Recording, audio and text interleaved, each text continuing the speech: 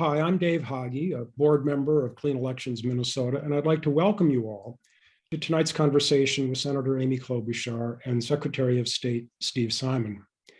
Tonight's event is one in a series of public forums sponsored by Clean Elections, and tonight we're pleased to be joined by a great set of co-sponsors. They include Common Cause Minnesota, the League of Women Voters Minnesota, American Promise Minnesota, RepresentUs Minnesota, the Indivisible chapters of Congressional District 3, Plymouth and Edina, and the Minnesota Commission on Deaf, DeafBlind, and Hard of Hearing.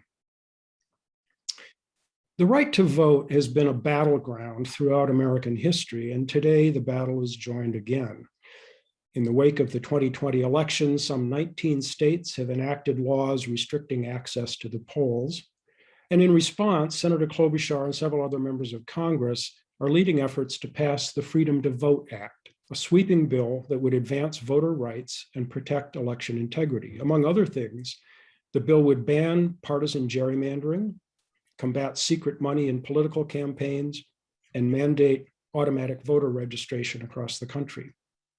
It's a big bill. If you want to find more details, find them at Senator Klobuchar's website. Well, of course, we couldn't have better guests than who we have tonight to discuss the topic. Amy Klobuchar has represented Minnesota in the United States Senate since 2006, where she has emerged as a leading advocate for consumer protection, child safety, and antitrust enforcement, in addition to voter rights.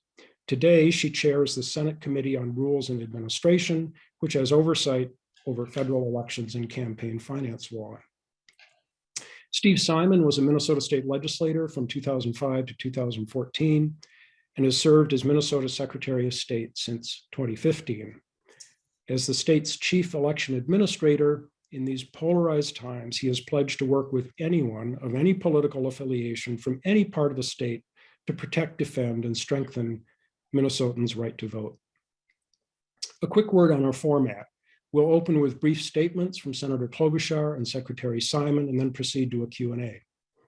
Due to time constraints, we're unable to take live questions from the audience, but we've done our best to incorporate questions that folks raised as they registered for tonight's event. We aim to wrap up at 6:45.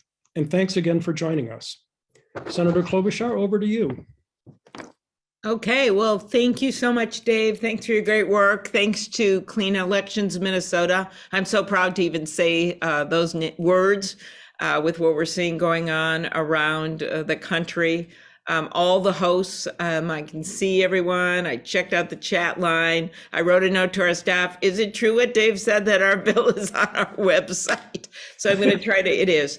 I'm going to try to get a link on the chat line so that it's easier access for you guys. But there is nothing like talking about voting to Minnesotans. As you know, time and time again, we have the highest voter turnout in the country because of our incredible laws and our incredible Secretary of State in Steve Simon, who's been such a strong advocate for voting, not only in Minnesota, but nationally. We also are in a great place because of the fact that, and I point this out all the time, we've had Democrats win, we've had Tim Pawlenty win with strong election laws, we've had Jesse Ventura win. And I think we understand that having people be part of the franchise is what's the most important here. I can't tell you how many times people come up and say, hey, I didn't vote for you, but I like one thing you did. I know that sounds small, but the point of it is that they feel like they're part of our democracy. And right now, what we're seeing is a fraying of our democracy across the nation. Last year, over 30 bills with restrictive provisions were signed into law in at least 19 states like Florida, Montana, Iowa. One great example, actually, of just how just unprecedented it is that Montana has always been proud of its same-day registration, had it for 15 years. 8,000 people took advantage of it in the last election. That's a lot of voters in Montana by either registering or changing their address to where they moved to or whatever, and they got rid of it after 15 years. That's probably an example that you don't hear about all the time.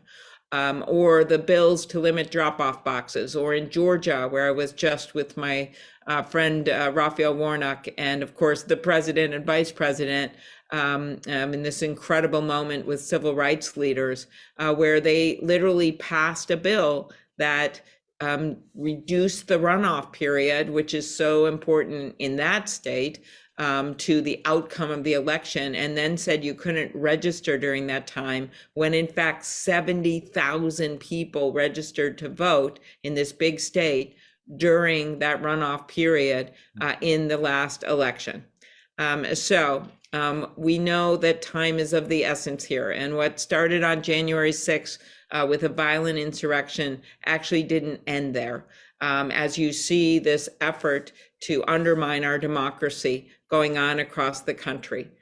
So that's why we put together this Freedom to Vote Act with basic federal standards that actually, so many of them are in states like Utah, that is almost solely mail-in balloting, or a state like I would say Iowa or other places that until now prided itself on a lot of their early voting laws. And so what we've got in this bill is based on the Constitution. Constitution says specifically, never question, Congress can make or alter the time, manner of federal elections. And it sets these basic standards like 2 weeks of early voting. You know, Minnesota has 46, that won't change. Same day voter registration, we have that. Requesting a mail-in ballot, ban on partisan gerrymandering, the Disclose Act, which gets the dark money out of our politics, and that it's all transparent. And so those are the things that are in the bill. But mostly, I just want to end with noting what President Biden said yesterday, and that this is a moment in time. As he said, there are moments in history where basically time just stands still. One of those moments was when that bomb exploded in that church in Birmingham, Alabama, and 4 little girls were killed. One of those moments was when John Lewis made that walk across the bridge in Selma, where he was maimed and bloodied. And one of those moments was January 6th.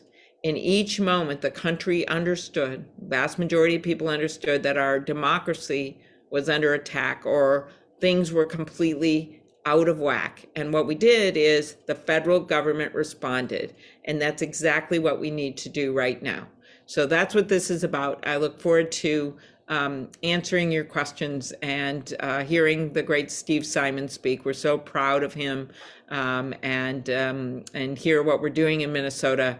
But as you know, this is it. We're going to be voting most likely on Martin Luther King Day.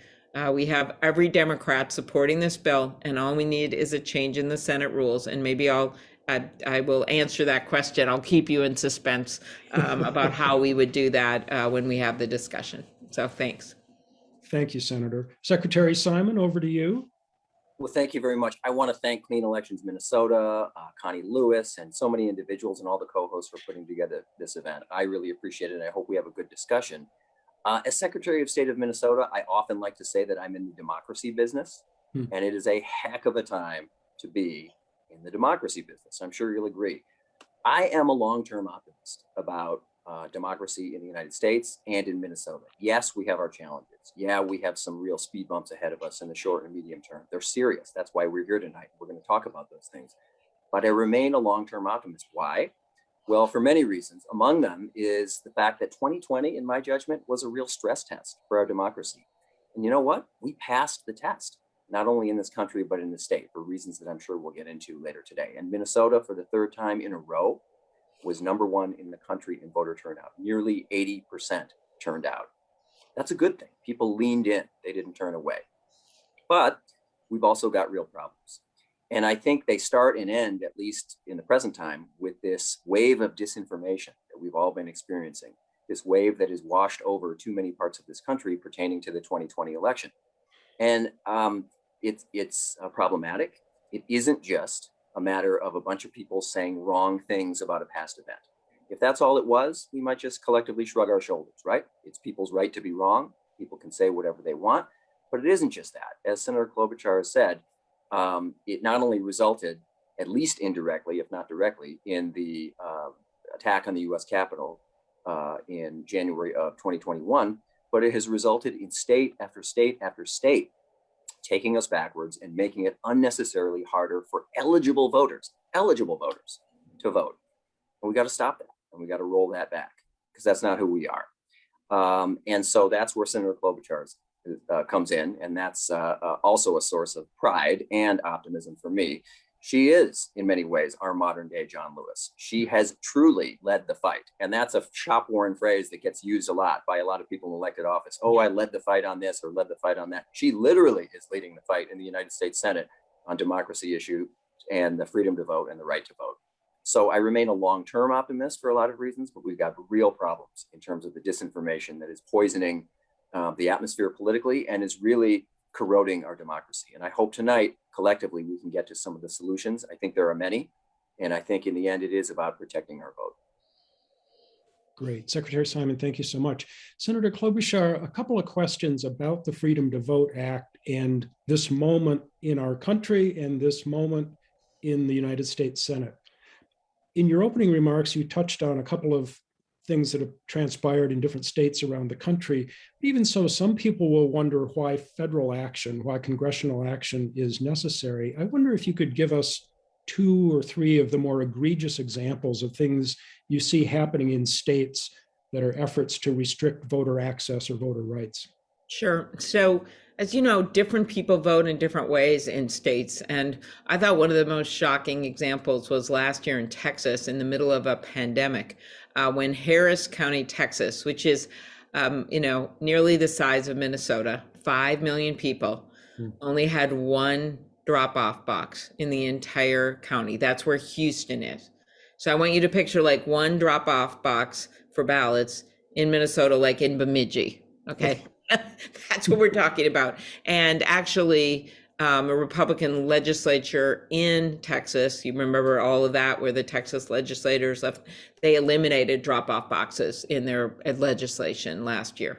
Or another example, because I already gave you the example of Georgia and Montana, in our neighboring state of Iowa, a new law which passed shortened the state's early voting period from 29 days to 20 days and will close polls an hour early on election day. And this is after Iowa shattered its voter turnout in 2020, shattered, highest voter turnout, right? So I point those out because all of these things, people look at how people were voting and who was voting at certain times. And in the words of Reverend now Senator Warnock, some people don't want some people to vote. And so this idea of these federal standards, it's like he literally anticipated in our Constitution, because it says that Congress can make or alter the rules of federal elections. I don't know if they anticipated that people might mess around with our democracy, but that's what's going on. And so that's why these federal standards, which actually people can go farther than them. But when you think about it, when you vote for senators, the decision of whatever the Senate does affects everyone, or the House. The decision about who's president certainly affects everyone. And yet you have a situation, this is why the Constitution says the federal government can get involved, where in federal elections, you have certain states not just tilting the playing field, which they're clearly trying to do by rigging the rules in their own states, it's affecting everybody. So I think that's why you saw that in the Constitution. Wasn't about states. It was about state elections. It was about federal elections. It is about federal elections. Sure. Let me ask you a 2-part question about the state of play in the Senate right now. As I understand it, you crafted this bill in a way that was designed to draw support across the political spectrum. Do you expect it to get votes from both parties? And ... the filibuster question, which President Biden raised yesterday. Sure. If there's deadlock in the Senate, would you support efforts to change the filibuster? Okay. This is a compounded question, which my daughter would call a lot. Okay. First of all, I do support getting rid of the filibuster, period. I just think it's stopping us from doing big stuff. Honestly, no matter who's in charge, we have not been able to compete internationally like we should, because we're not taking on big issues like immigration reform. For the future of our world, we need to take on climate change, and not just in that reconciliation limitations for tax and spend. But right now, there isn't the support to get rid of the filibuster. I think you know that. 2 of the senators won't do that. So what we're talking about procedurally, and then I'll get to the bill in a minute, is changing the Senate rules to allow for a vote. So let me first talk about the bill, and then I'll talk about the Senate rules and how ridiculous this is to even think for a second it's radical to change the Senate rules. Walter Mondale's looking down at us right now, smiling, because he wants to change the Senate rules. The bill itself was designed to take good ideas from across the country and protect the right to vote, basically, and including protecting the right to have your vote counted, as you see what's happening right now in places like Wisconsin, where they're talking about getting rid of non or bipartisan election boards and replacing them with the legislature doing the counting, which is the ultimate of a scary situation for a democracy. So the original For the People Act, we made changes to that when I chaired the committee, and we did the hearing and we got the bill to the floor. Then we spent the summer negotiating with Senator Manchin, 9 of us, and I'm heading up that bill. It's called the Freedom to Vote Act, and that includes the stuff I just described earlier in the presentation. So at the same time, we have the John Lewis bill that you've heard about. That's a separate bill, but that's more taking how things are now, which means all this bad stuff that's passed, you can't do anything about. But going forward, if the Justice Department found, if this passes, that a state is discriminating, then they have to clear their laws with the Justice Department. It's something called pre-clearance. It's been in effect since the Voting Rights Act, strong bipartisan support. That's what the president was talking about yesterday when he talked about how even Strom Thurmond supported that. So the Supreme Court threw out in the Shelby decision parts of that law. And so what we're doing is basically responding to that.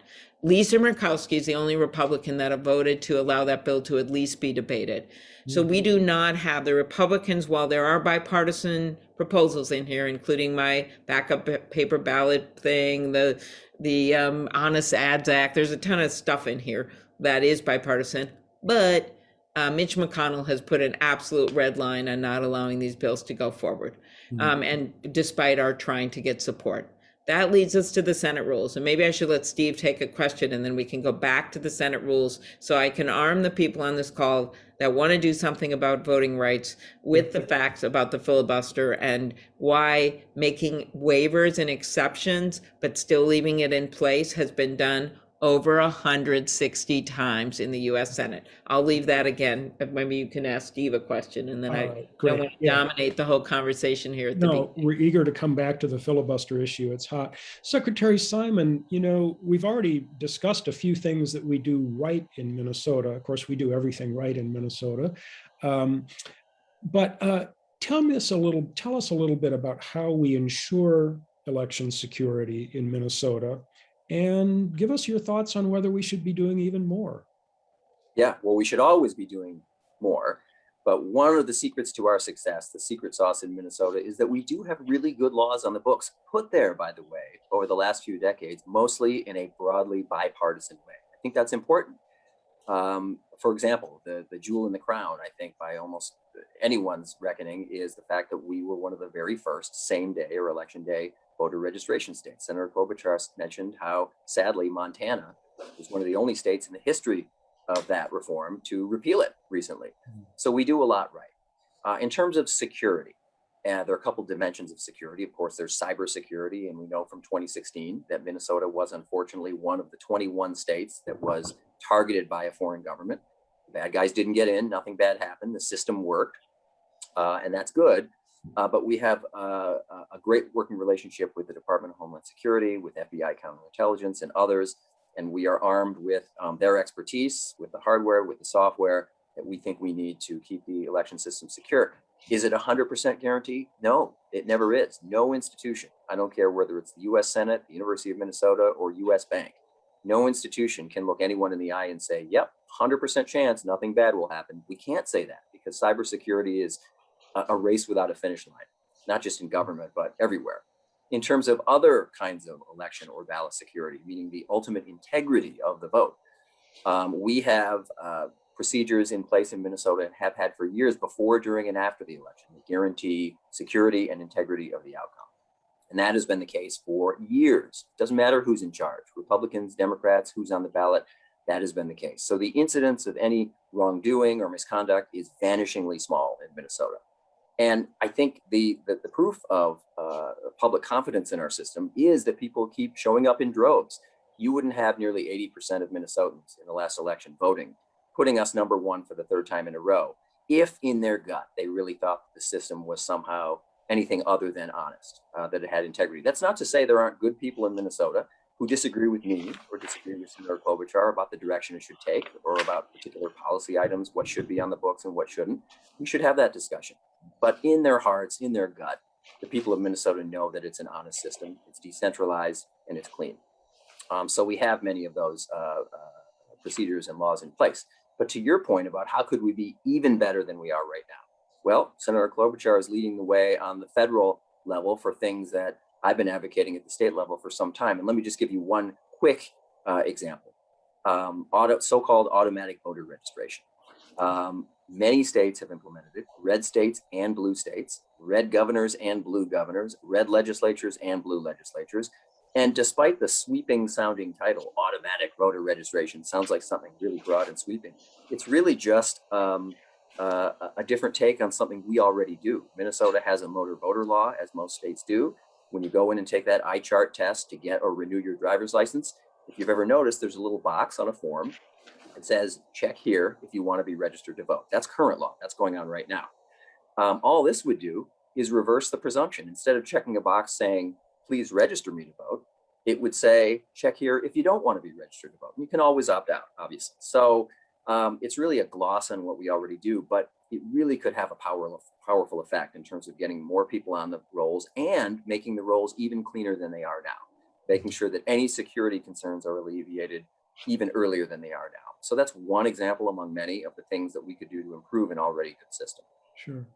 You know, we talked earlier about efforts in other states to restrict voter access, voter rights. Do you see in Minnesota, do you see any emerging threats or emerging efforts to restrict voter rights in those ways? I do, unfortunately. And we've seen them pass one legislative chamber recently in Minnesota. So we had a fight or a debate, let's say, in 2012 in Minnesota about a strict government issued photo ID requirement. We had that and the people of Minnesota spoke. So that's one example where, unfortunately, that idea of a very strict and I would say severe requirement, the way it's written, is one example. Another one is something that sounds wonky, sounds nerdy, I know, but is something really that we should take notice of. And there's a push in Minnesota to do something called provisional balloting. And what that would really do, in my judgment, is for the first time in Minnesota history, create a maybe pile. Here's the pile of ballots we're going to count. Here's the pile of ballots that we know we're not going to count. And here, for the first time ever, is a maybe pile. Maybe we'll count them, maybe we won't. It would effectively turn around the presumption and empower and enable challengers in polling places to put the onus on the voter to say that they are an eligible voter. So the way it's been written in Minnesota typically is that if someone in a polling place or some partisan poll challenger or in another context challenges a voter, the voter's got to do something. The voter's got to go to their county seat or do some other thing within a few days of the election to prove and show that they are eligible, instead of the other way around, which is we presume that the voters are eligible unless someone can come up with some proof and evidence. So that really disturbs me, and we're seeing that gain some ground and gain some traction in some quarters in Minnesota. So we have to be vigilant. We can't take anything for granted. We're number one in the country. Our system is envied. I've gotten many calls just in the last few months from Republican secretaries of state saying, hey, how can we do what you guys do? And we want to maintain that. We want to make sure that lasts. And that means offense and defense. Okay, great. I want to broaden the topic just a bit. Question for both of you. Maybe Senator Klobuchar, you could go first. You know, the Atlantic magazine published a cover story recently about January 6th, and it was just practice for the future. Barton Gellman and other journalists have raised this issue that the big threat to voting right now is not the right to vote, but who counts the votes. And I wanted to get your thoughts on that and what the Freedom to Vote Act would do to address those questions of sort of a takeover of election administration, so to speak. Yeah, I find this a bit amusing because the Freedom to Vote Act takes on both things. You can count votes all you want, but if you don't let people vote and you purge them from the rolls, or they're in 6-hour lines in the hot sun without food and water in Georgia, then you are requiring them to put their birthday on the outside of an envelope inside the real envelope, and everyone starts putting the date they're filing the ballot. I could just go on and on about these things. As one North Carolina court said years ago, one of the measures out of that state was discrimination with surgical precision. And so that's the first answer. The second, what the Freedom to Vote Act does, which Senator Manchin is a co-sponsor of, that I am leading, what it does is it says that you have a right to vote. Your vote is sacred, that you basically can make sure that vote is counted. I'm kind of explaining this, but it creates a standard that says that you can bring your own legal action if someone doesn't count your vote. And so that's how we approached it. There's a few things we could add to it once we get the bill to the floor, as long as we change the Senate rules, because, we'd need 60 and we don't have that. The second piece of this, which has gotten, I consider, a distraction, is the Electoral College bill. Now, if you look back at the New York Times a few months ago or so, I was already saying we needed to make changes to that. We've been working on a bill. It's ready to go on the Electoral College Act. There's some Republican interest in that, which is great. Now, that wouldn't take place, of course, it wouldn't affect anything but the presidential and all these efforts that are made in the states or for the next elections with Senate and House and everything else. But what that would do is make sure that just not one senator and House member could hold up the whole presidential election with objections, or, make some different standards for that, which I think is a really good idea. But I think it's nearly hilarious that people think that's going to solve all these problems of what's going on in these states, because that is the end of it. That's not what's been going on in these states. So that's why I think there's some dispute, but it's not a dispute. I support fixing these things. Part of it is in our bill. We could add the Electoral College Act if we could get on the bill. But then I just keep going back to the same problem over and over again. Sadly, the Republicans, except for Lisa Murkowski on the John Lewis bill, blocked us from even debating the bill. And I found this quote that I used on the floor the other day of Henry Cabot Lodge, who was the senator from Massachusetts over 100 years ago. And he said that to vote without debating is perilous, but to debate and never vote is imbecile. And basically that's what's going on, right? They just put in this motion and says, oh, no, you need 60 votes, and they go home and raise money. And so that is why throughout time, there have been changes to the Senate filibuster. And I promised some of the examples, and you're going to have, people should write these down because they're pretty good. Senator Merkley worked with me on this research, and it's kind of incredible. 1977, they ended the filibuster in order to pass the Natural Gas Policy Act. 1980, funding the Selective Service System. 1985 for deficit reduction. 1995 to pass a moratorium on listing new species under the Endangered Species Act. 1996 to change the reconciliation process to pave the way for the Bush tax cuts. The 2017 Trump tax cuts, that was a 51 margin vote. What we just did with the rescue plan, right? Democratic votes, that was 51. You can just literally, you can literally go through history, and every year or so, someone comes up with an exception. They do it two ways. One is with waivers, where they just get a waiver. One is by putting it into law. And so this idea that we did these things, one of my favorite one is rejecting arms sales. That's a 51 vote margin. What's the space one? Look up that one. What is it? Commercial space launch. A commercial space launch. Okay. And so my point is, If somehow someone believed that that was so important at the time to get rid of this sacred filibuster 60 vote margin that no other major democracy has in the world, much less in legislatures in the US, maybe it's okay to do to stop the all-out assault on voting. Maybe we could let a debate occur on this bill instead of closing off debate and then allowing a vote to occur, a majority vote on something as important as this. So that's what this debate is. And it's not really a conservative liberal thing in the Senate from the Democratic Party standpoint. None of the Republicans will allow that vote on a 51 vote margin right now. And 2 of our Democrats haven't committed. And that's what this is about. I met with Martin Luther King III today and his wife. It was an incredible meeting. And they talked about how so many people voice platitudes about Dr. King. And that's fine. People want to quote him.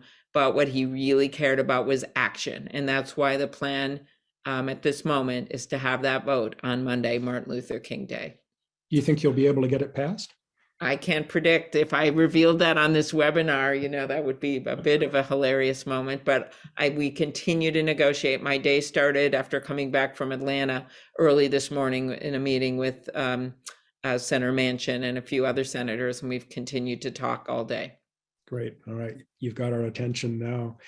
Secretary Simon, I wanted to go to you with a question about the public mood.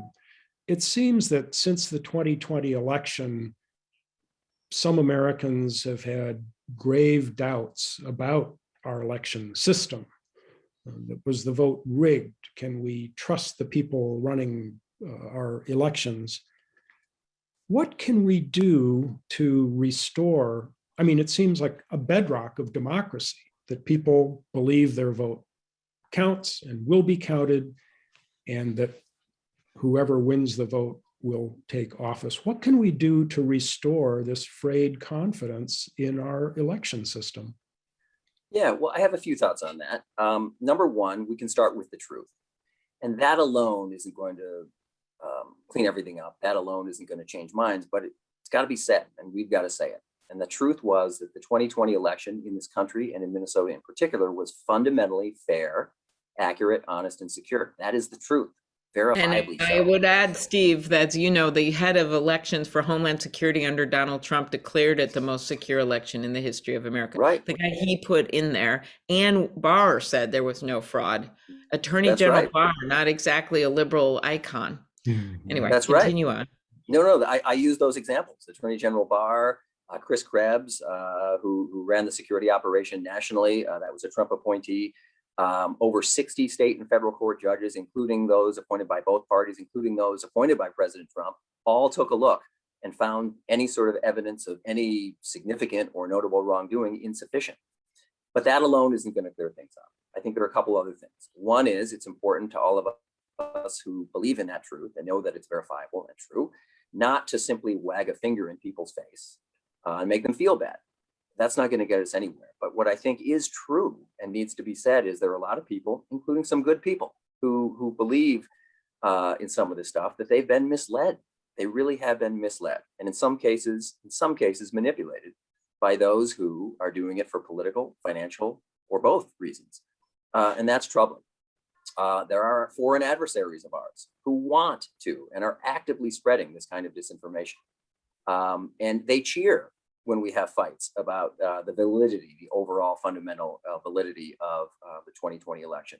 So here's why I'm an optimist, though, about this. A few months ago, there was some polling done, very comprehensive polling nationally. It wasn't Minnesota specific, but it was national. And it showed basically this, among other things. It showed that when people understand the election system as it really is, not how it's been explained to them by political actors, not something they saw on social media, but really the nuts and bolts of how it is, their confidence surges.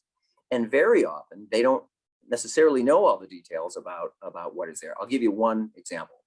And I can't quote chapter and verse, but I think I'm pretty close. This set of polling showed that 80+% of people said we should have post-election audits. And a very small percentage of that 80% believed that in their state, they had post-election audits. In Minnesota, we have had for a long time. meaning there's a delta, there's a disconnect between what the system actually is and what people believe it to be.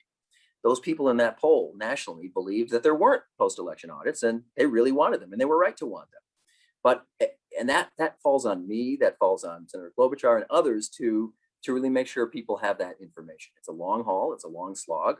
But when people come to discover what the system is, not the way it's been, made into a cartoon or a fundraising email, they will come to have the confidence that is well earned, by the way. And in Minnesota, again, nearly 80% of voters showed up to vote, and they just would not do that. It just doesn't stand to reason. It doesn't make common sense that people would show up if they thought the system was anything other than fundamentally fair and accurate and honest. And I think that's true, but we do have work to do. You know, that's the perfect segue to my closing question. We're running out of time, but let me follow Secretary Simon. We have a lot of folks on the Zoom tonight who care deeply about the right to vote, about election integrity, and who may want to do their part to advance these things. What advice can you give to folks like us, folks who are watching tonight, about what they can do to protect voter rights, to protect election integrity in our country? Well, you know, I've talked a little bit about it, and these are the things that I tell people, honestly, is number one, stand by what the truth is, that the election was fundamentally fair, accurate, honest, and secure.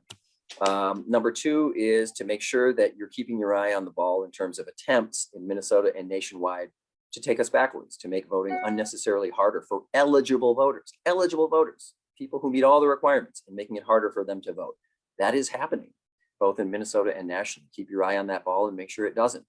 Another would be to support Senator Klobuchar and others at the national level or who are doing that noble work in setting floors, not ceilings. As Senator Klobuchar put it, these are minimum standards. We've done this many times in our history. The Voting Rights Act of 1965 is only the most prominent example, but we've done it in other instances. This is a floor beneath which no state can sink. Standards that people can improve on. They can do more, they can do better, but that kind of thing has worked well. That combination of federal and state partnership has really worked. So those are some of the things that people can do. Don't lose sight, don't lose hope.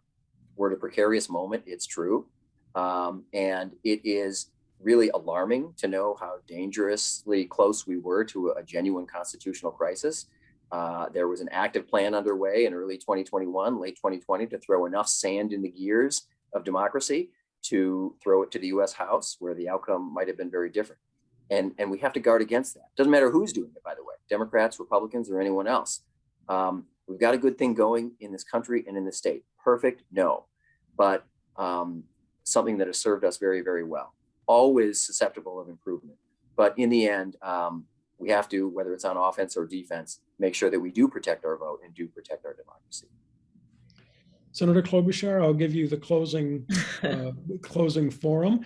What advice would you give to the folks on the Zoom tonight and people who care about voter rights, election integrity, to do their part to protect these bedrocks of American democracy? Tell everyone what we do in Minnesota and how well we do it, and what a fantastic Secretary of State we have, and what a difference that makes compared to what you're seeing in some of these states, and be proud of that and never treat it as something that we can take for granted. I think that's what we learned on January 6th. I'll never forget that moment after the long, long day at 3:30 in the morning when it was Senator Blunt and Vice President Pence and myself, just the three of us left with two young women with the mahogany box containing the last of the electoral ballots up to W, Wyoming, walking through the shattered glass and the spray painted statues to the House of Representatives to finish our job. And I vowed that day that I was going to do my job, which when we take an oath, it's to protect and to defend the Constitution of the United States of America. It's that serious. And what wasn't accomplished that day with bear spray and bayonets and flagpoles, people are now trying to do with threats on local election officials, something we didn't get to, Dave. But there are people, as Steve know, who are leaving their posts, stories that I personally heard people come and testify before us in what was a bipartisan hearing about the Philadelphia election commissioner was no longer in his job, whose kids' names and their house and their address was put out on the internet. Threats against the Arizona Secretary of State, where they literally left her messages, stood out her house. Katie, we're going to hunt you down. The volunteers not being afraid to go and do their jobs. This is real. It's happening now. Over 9,000 threats, 9,600 threats against members of Congress, double or triple what we've ever experienced in the history of this country. That is according to the chief of police. We just had a hearing on that. These laws being introduced across the country. These people aren't messing around. And so the least we can do, no matter what political party people are in, is firmly back our democracy. And that means we can have differences of opinion that can be vociferous. We can have debates. People can vote how they want, but they have to be able to vote. And they can't change the rules in the middle of the game like this and put in measures that are distinctly, obviously met to limit people from voting. And that's what sadly is happening now. That's what's happening with gerrymandering. That's what's happening across the country. So how you can help is get those facts about the filibuster, use them online when you've got people on platforms that are spreading things that aren't true.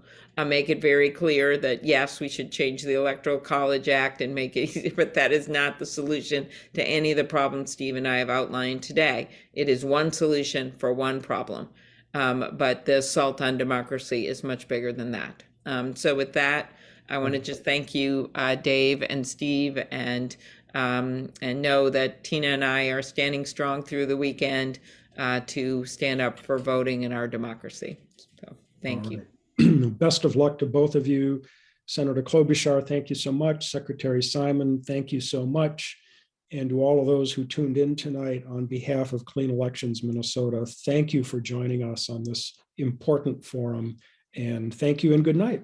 And thank you also, Ken Peterson and Connie. It was fun seeing you again. All right. See you guys. Thanks Bye. all. Thank you very much. Okay, Thank you. bye.